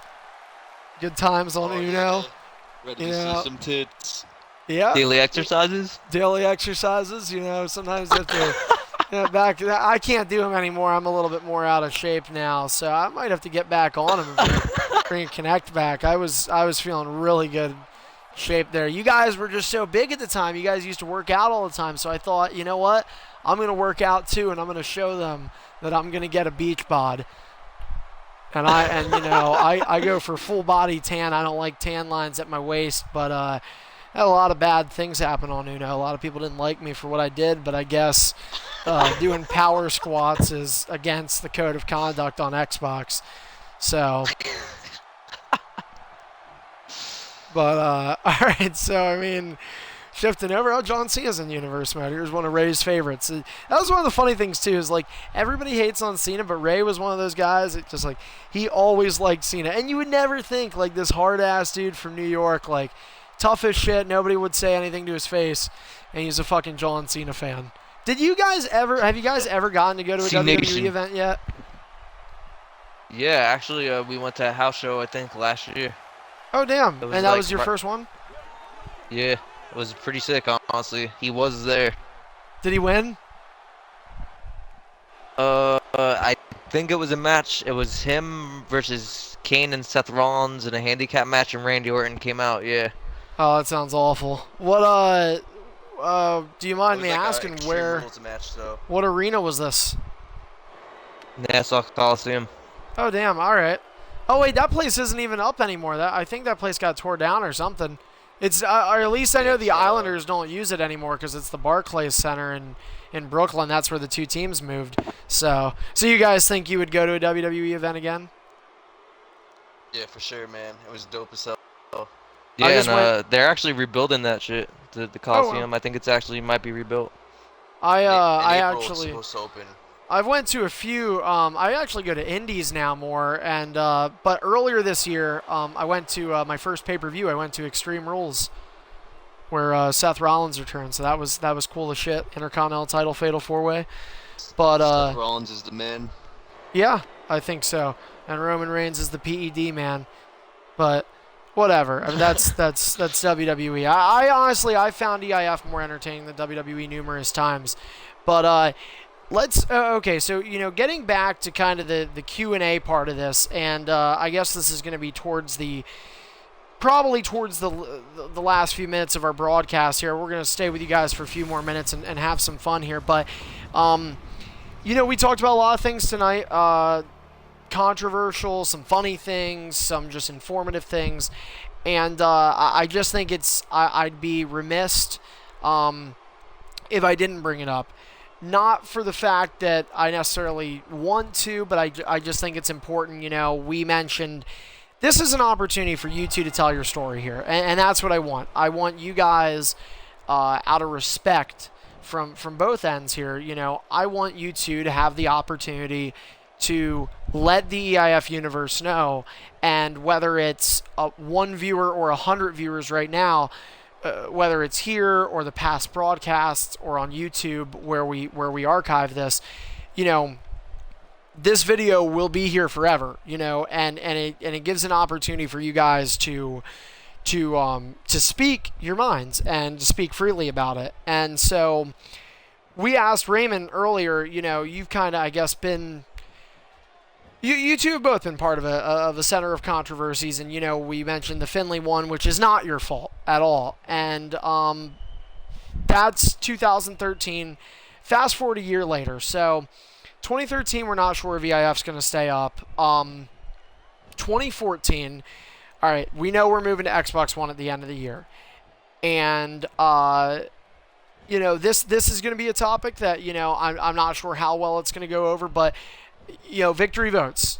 We just had victory votes a week ago, and that marked 2 years since you guys have last been a part of EIF. And so going back, victory votes 2014. You're scheduled, Raymond, in a one-on-one with Brutality that night for the Undisputed World Championship. Now, ultimately, you leave the ring, and Brutality doesn't allow clean entry. and you're kind of like, in a way, almost, you're pissed off right now. Brew's like supposed to be one of your good friends. He was one of the few guys, I think, that there was a mutual respect level there. He doesn't show you the clean entry. You ask me to make him do it. I kind of give you a little bit of sass. Realistically, I do. I'm pissed off at the time. Whatever. And then it gets to the point where I think I'm just like, all right, dude, like, fucking leave. And that's exactly what happened. And then, you leave EIF. Obviously, Anthony follows with. You guys talked about how there was never a resentment towards each other or bitterness, and you guys were always, really close. Of course, now the viewers jump in when this question starts, but you guys always very close, and so normally most of the time, if one person jumped off the ship, the other one went with him, and that was the case, and that was the last time we saw you guys in EIF, and really the last time you two have even pretty much been affiliated with EIF up until right this moment on the network tonight. Raymond, looking back at that, man, you're getting older, okay? You've been here for 7 years at this point. You've seen it all. What led into that? Because, I think towards the end, man, it's tough to say, and it's all in the eye of the beholder, and it's all in, he said, she said sort of thing. I just felt like towards the end there, man, you were maybe fed up. I think you were kind of... I watched the CM Punk podcast and on Colt Cabana's show, and I fucking love the way he words things. And like he says, I'm concussed, I'm bitter, it's a toxic environment for me, I don't want to be here anymore, I do not love this anymore, I do not like doing this, I want to go home. Is that at all anything? I mean, obviously the actions at Victory Votes certainly put the nail in the coffin, so to speak. But I mean, it's the toughest time for everybody, but you're an adult at this point, man. You're trying to get a job. You're trying to get a full-time job. You have one now. You and Anthony are working fucking crazy-ass hours. And, so I think it's the stress of that, just a combination of things. But I mean, looking back, like, do you think that was kind of getting your foot halfway out? Or, I mean, do you think I don't know, I guess, really how to word it. I mean, just basically, your retelling of Victory Votes, and maybe not just Victory Votes, but how 2K14 had been going for you. I mean, you were still a main event superstar in this league. Earlier that year, you and Anthony co-main event WrestleMania with Brutality and the Triple Threat. But, what's going on here at this point for you, tail end of your EIF career? I mean, 2K14 as a whole, like, through the beginning of the year, I always, I'm not going to say I was best, because I just know I honestly didn't even play the game like that. I'm not going to say I didn't play it at all, because I did, but it just wasn't like that, like I usually did.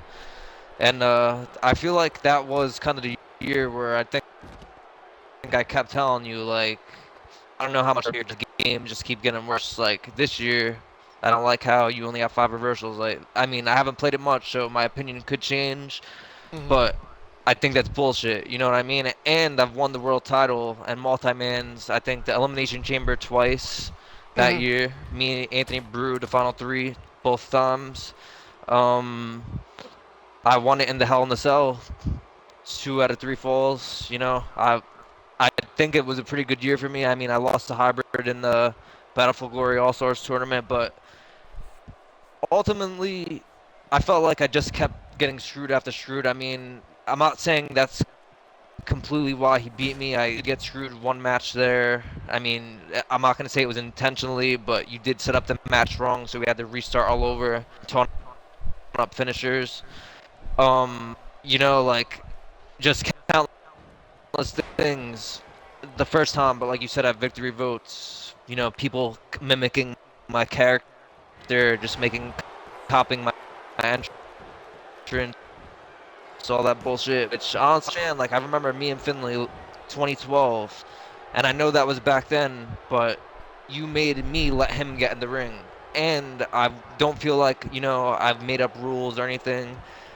The top guys usually have mutual respect. I don't know about now, but back then, me, Anthony, Brutality, Hybrid, I'm not going to say everybody, but most of the time, if you were cool people, you'd give them clean entry.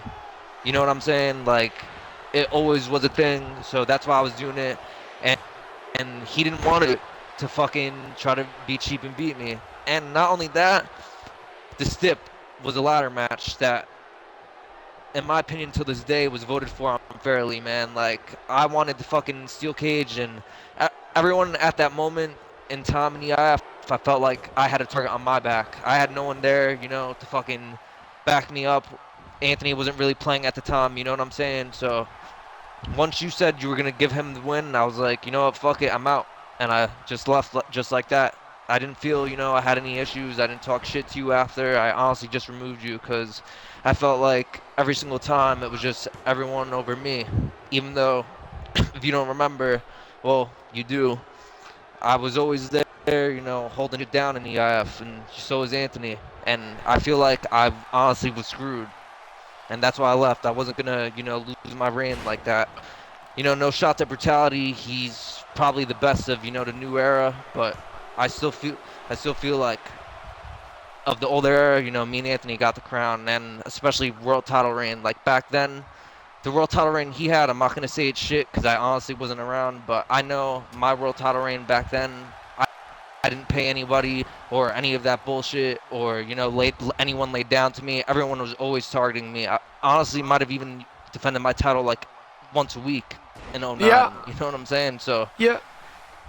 like, to me, not EIF anymore.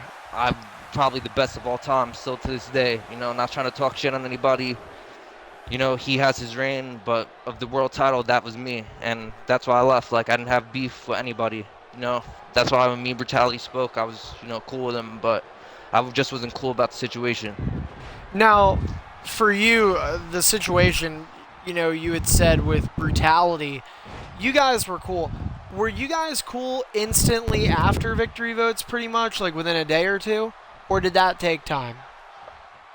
Honestly, dude, me and him weren't cool for a while, and I'll tell you why. I remember that year, Ratluck was frozen to the floor, I think, and he went up and grabbed the gold. Oh, I do the remember belt. that. Yep. Yeah, and you ended up not stripping him because everyone was like, nah, it was that whatever. And then me, him, and Hybrid triple threat 07. And he was telling me, yeah, I'm probably going to lose this, go for hostiles, superstar title reign. And I was like, all right, and I should have saw it coming that he was up to something slick. And he ended up winning the match. And, not saying we were jumping Hybrid because we weren't, but, he was telling me, he was probably going to just go after hostile superstar title reign. And then out of nowhere, he wins the BFG. Yeah, going for Ray's reign. And that's when everyone starts to get a target on my back. You know what I'm saying? So, honestly, dude, I feel like he kind of, stabbed me in the back. I felt like, I always help him, just like this past year, him and Deathlock. And I'm cool with Deathlock, and so is Anthony. But we, help them in 2K15. Even though I'm not a part of EIF, he's like, hey, you want to play before our match? And I was playing as John Cena while he was Orton, or whoever the fuck he was, I forget. But, like I was always helping him I forget prepare. who was who, but yeah, the character matchup is right.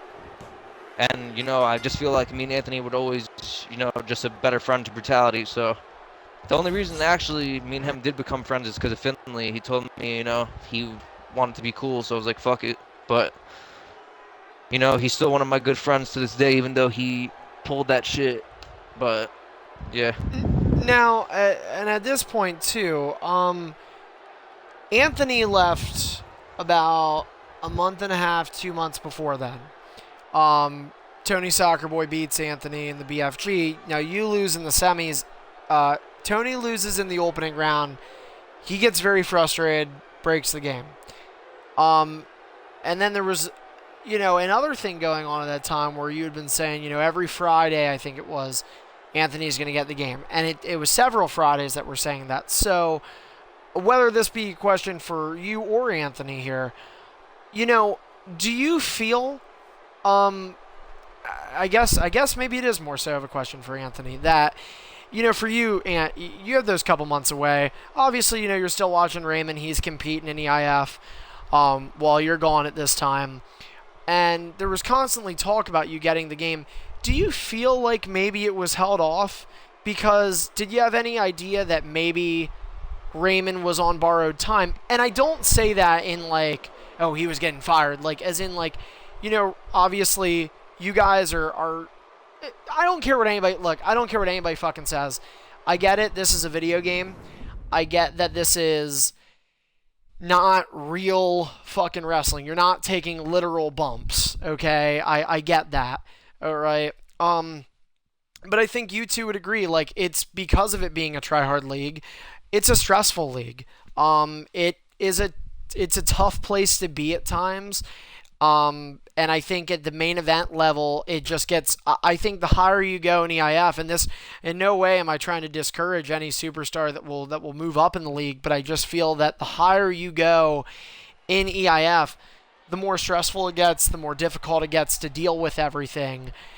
So, I mean, for you guys, like, is that, do you feel, Anthony, like in a way, maybe you didn't get the game right away because of that? I do feel like maybe you were just, because I know you had said about getting the game, were you just kind of maybe even having like a fight with yourself almost as to like, do I really want to get back into the mix of these things, or what was that like for you? Well, like Ray said, I don't know if you remember, but 2K14. Me and Ray would always be like, I don't know how much longer we're going to be here because the games aren't good like they used to be. And I remember I fought Tony Soccer Boy, and I didn't even really play the game, and I put up a pretty good fight in my opinion. I almost even beat him. But I kind of did feel like Ray was on borrowed time towards the end. I remember when Brutality was offering to help Sickness beat him, and then we started beefing with Ian, and Brutality and Ray weren't cool, and that resulted in me and Brutality not really speaking. So yeah, I did figure something like that was gonna happen, which is why I didn't really get the game right away. You know what I mean? Yeah. And okay, so going back to that too, and I guess Raymond, for you, I actually have a few things to say. Sorry for cutting you off. No, feel free, man. This is your story. This is your chance. Yeah.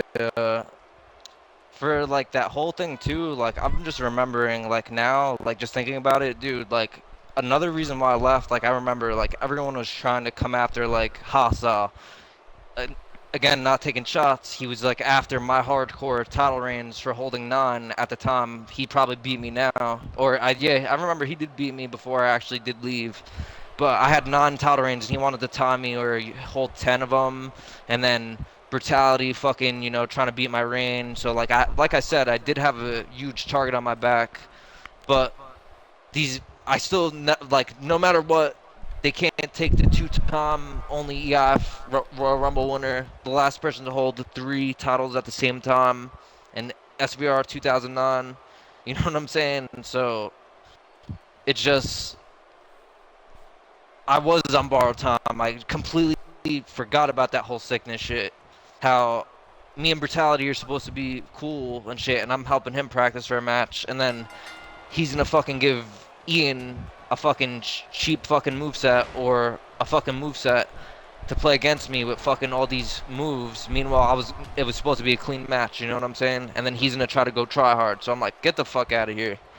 But yeah, and I was actually kind of even shocked hearing you say on the podcast that you kind of wanted me to even quit at the time, because I honestly didn't feel me and you had any issues, and I don't feel any type of way about it. It is what it is. It's in the past. But I'm not gonna even front, like I was shocked when I even heard that shit.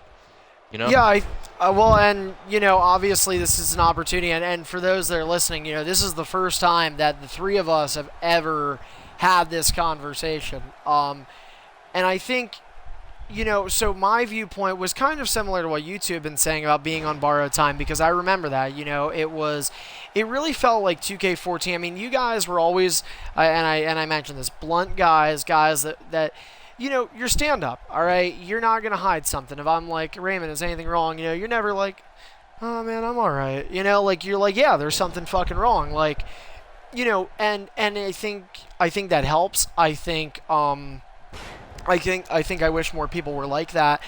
At the same time, though, doing that to the degree you guys did in 2K14, it felt like every time, because you guys had brought up the game, you really were not fond of the game.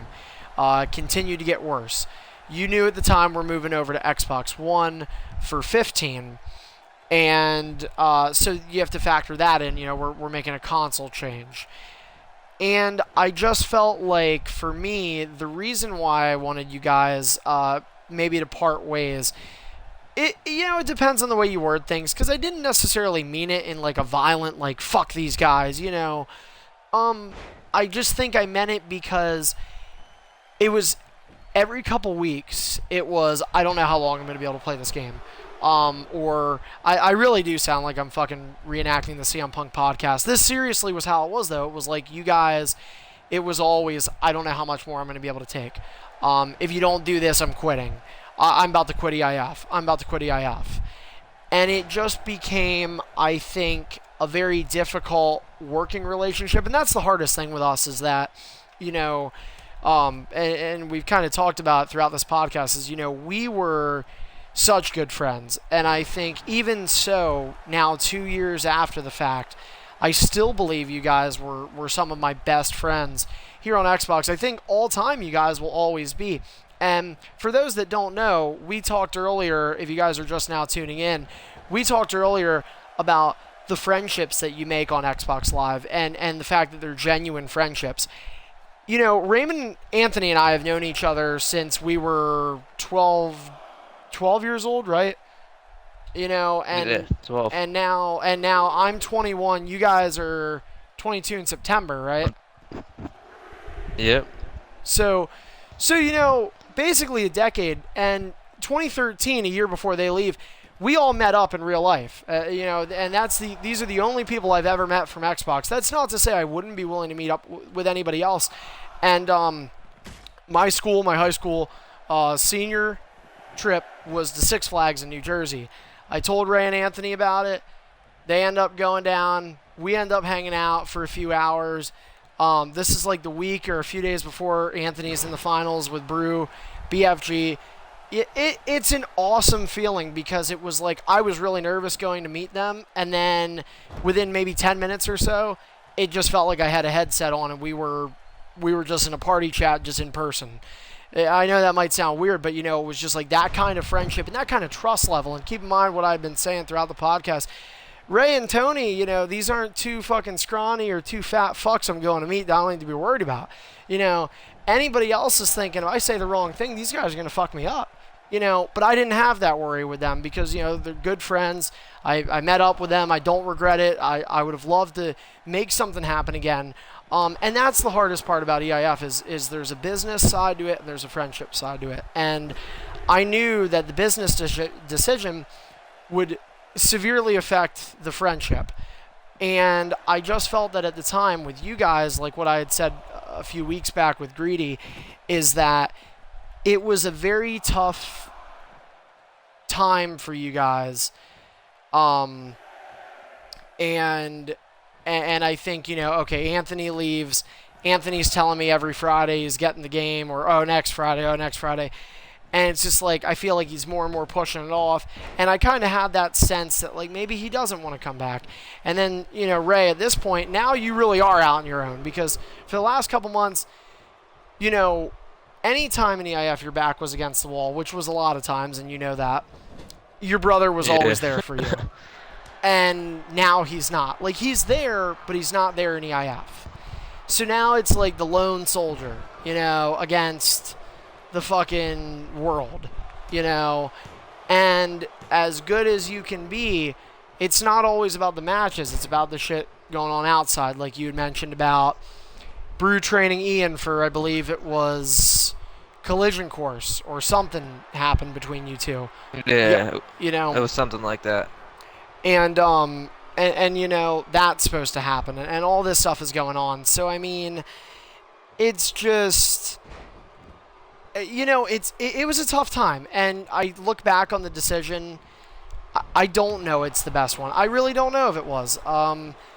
But I think, you know, for you guys, and this kind of ties in with, I guess, what we're talking about here, and this would be, I think, a good question, Ray, is if that doesn't happen, if at victory votes, Brew lets you get the clean entry, the match doesn't get restarted, it happens as it was, maybe it's a steel cage match instead of a ladder, whatever. You know, do you think, just say Brutality still wins, okay? Do you think you would have left that night?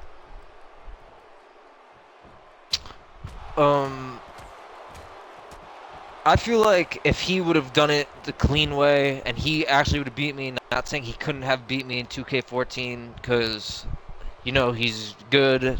He was good. He still is good. He's beaten me before. I've beaten him. He's probably beaten me a little bit more in EIF than I've beaten him. Either way, you know, I'm not saying he wouldn't have beaten me, but it's the way it happened. I feel like I wouldn't have quit EIF or, you know, just left, because if you remember, there was 2 other times where I was, you know, pretty much kicked out of EIF, 09 and 2010. 09 because you pretty much wanted other people to have a chance around the world title, because honestly no one was just beating me.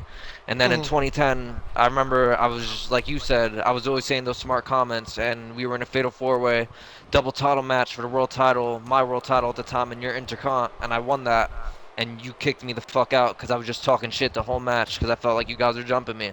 I remember that shit to this day too. And you know, I just felt like I said, everyone, my back was against the wall, and it was just everyone against me, and that's why I was like, fuck that. But let's say it was a steel cage and he would have beat me, hell yeah, I would have stayed in the EIF and, you know, continued to try to stop him from beating my reign.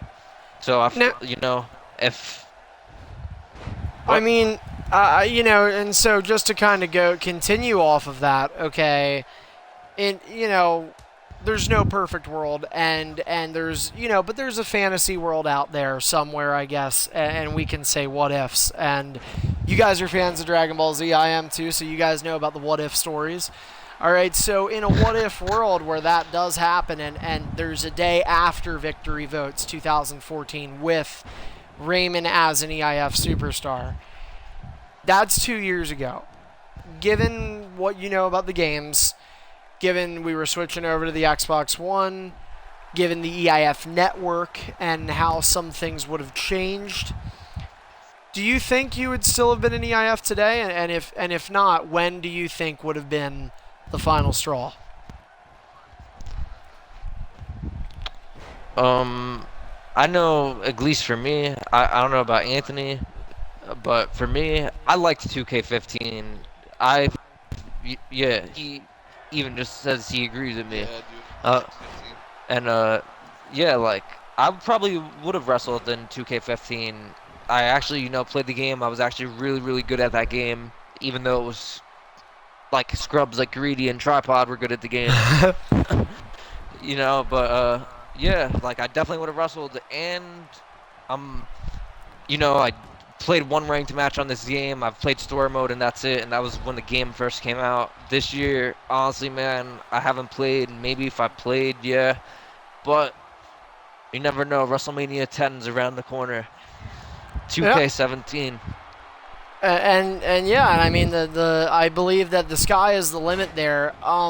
You know, and going back to 2K17, so you mentioned, and this is an opinion I guess I want from both of you guys, Anthony. I hope you do not feel disincluded at all here.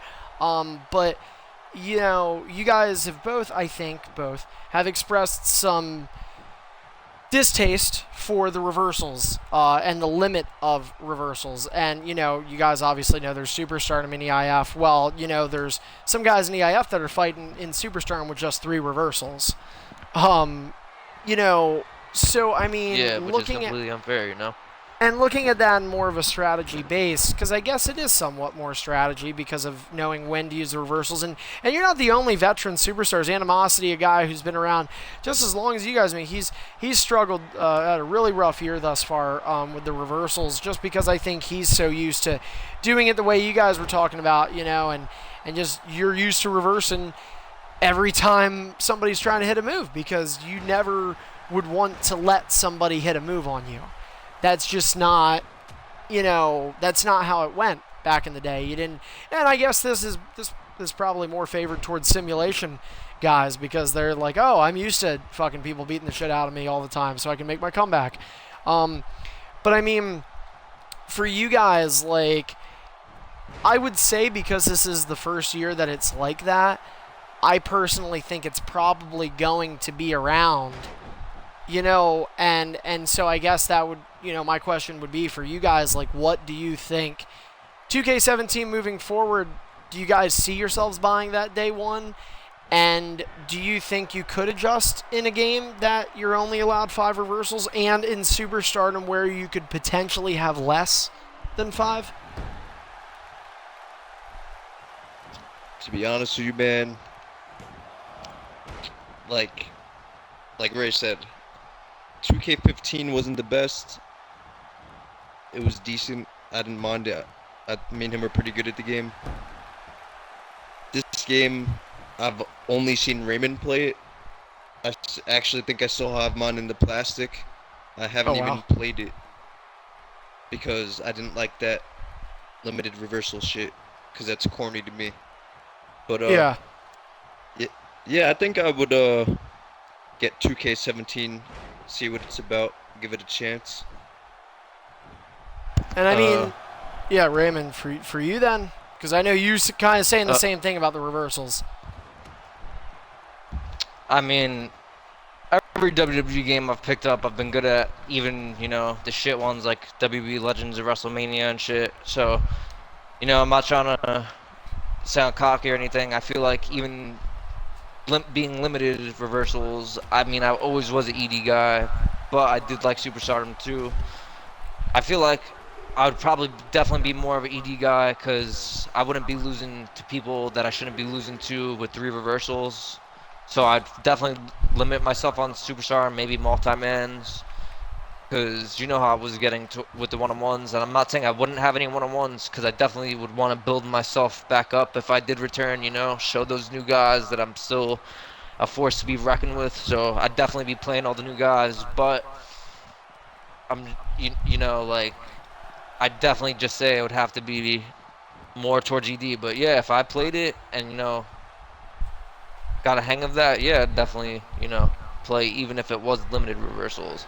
Hope it's not, but, And you guys, I think, like you were saying, kind of every game you played you were good at, and that's one thing you two have done that so many people aren't able to do, is retain that skill game after game after game, because we're talking 07 on.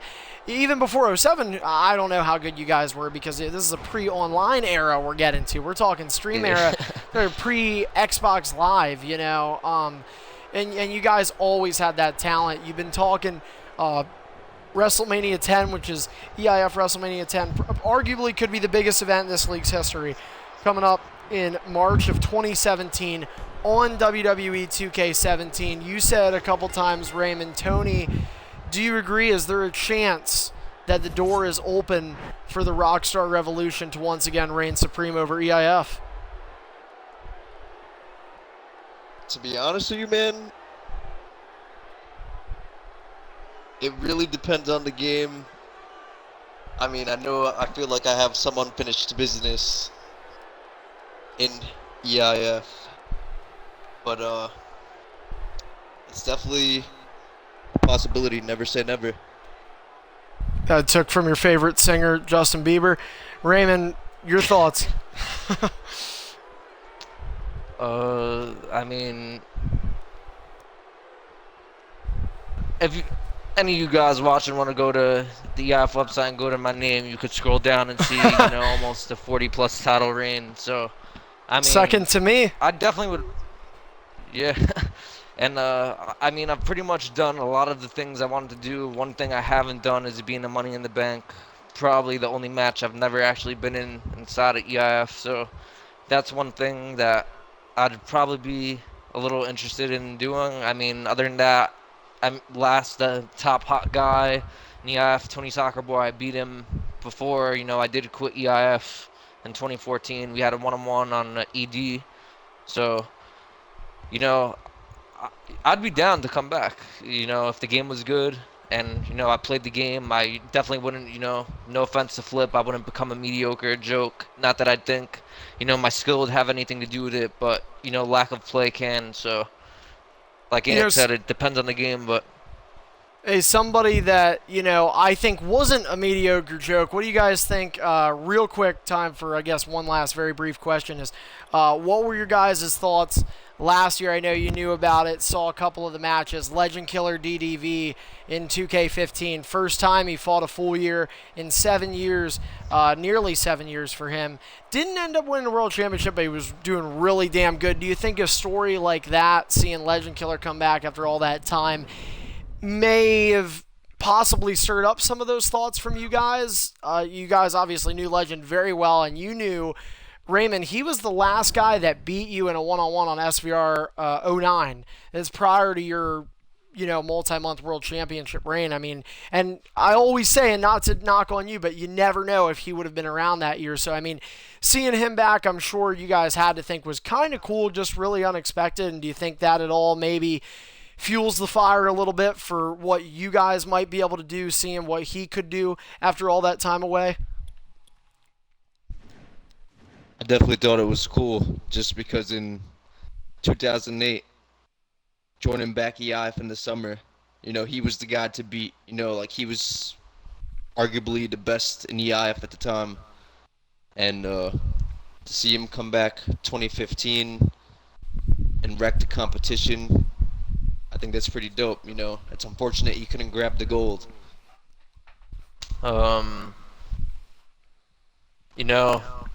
He's my first match and first win in EIF, I believe, in 08. But, he was always good. He's beaten me before, like you said, in 09.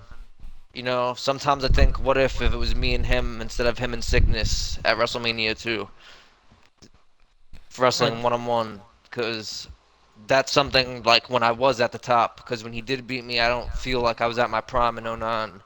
But when I was at the top holding the gold, I feel like I wanted to play him one-on-one, but that's when him and I think animosity stopped showing up a little bit, or started drifting away.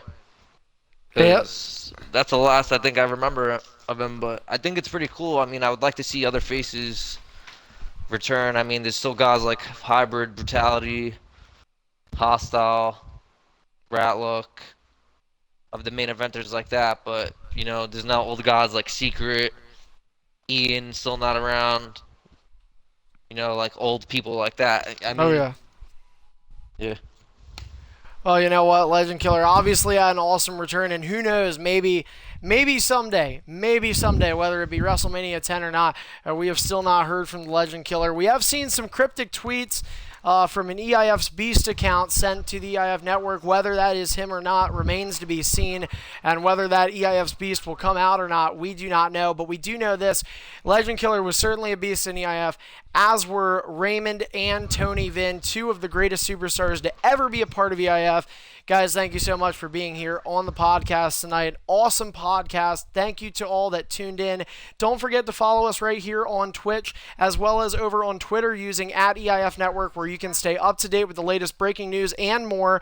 And for more information, not only are you going to be able to see this on the archive, but the previous podcast and so much more, including hundreds of hours in our video library, head over to the youtube.com and subscribe to EIF Archive. That's EIF ARCHIVE.